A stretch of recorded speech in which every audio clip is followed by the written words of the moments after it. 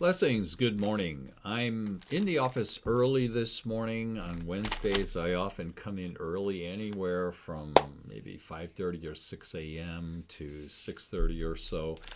And this morning I want to show you a pack of, this was a little thing. I got to get better at this, and I keep moving things off the screen. So Remy's, Grams. This is a little bag of handout food that was given on a flight a while ago, and it's been sitting in a jacket pocket for months. Of course, that doesn't mean anything nowadays because this stuff is made out of, I don't know if I'd say fake ingredients, but ultra processed ingredients. Probably could survive 10 years on a shelf, no problem. And I am on a journey of discovery, newfound appreciation for the particulars, the more nuanced aspects of diet.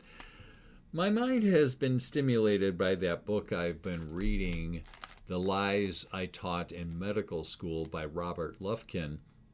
And I do want to warn you immediately that this is a secular work. He is sold out entirely to Darwinism, and actually I've contacted him to try to suggest that he's off base on that. But if you just ignore the Darwinian references, then the medical aspects of the book, the focus on metabolic health and the fact that we're killing ourselves with what we're eating, is very helpful. I've been fighting carrying an extra 25, 30 pounds for decades, and it's time to really try to get a handle on it. So looking at things like this bag of goodies, I'm looking at it with a much more critical eye. As I look at the back of this bag, I notice some things. I'm not so worried about the fat anymore, but the total carbohydrates, 7%, and then the total sugars, 12%. So 12% of your daily value in, I don't even know what this thing weighs. It's a portion, maybe 1 or 2 ounces, and it's crap.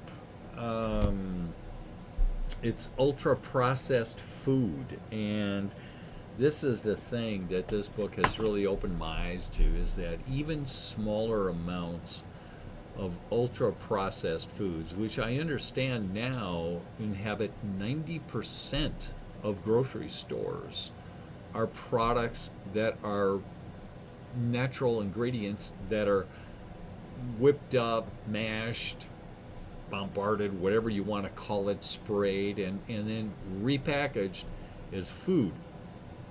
And it does bad things to our bodies.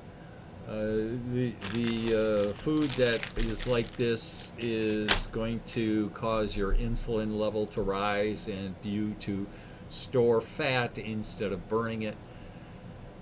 And so consequently, I'm trying to remake my understanding of food. I find an interesting parallel between this. As a high-end audio equipment reviewer, I try to teach audiophiles who want to put together an audio system that they have to pay specific attention to the specifications, the little numbers about the performance, because changes in those little numbers will have outsized impact on the sound of the system. And many people don't pay close enough attention to what's happening with these little numbers that are changing in the specifications. And I'm having to learn to do the same thing with food. Oh, okay, so something's 5% of your daily recommendation. Okay, so the sugar is 12% and this and that. I'm having to realize that that would be a major mistake to eat that. For a couple of ounces, which is not nearly enough to fill you up and carry you for a few hours, to get 12% of the sugar, jack up the insulin, and there goes your attempt to whittle down your weight.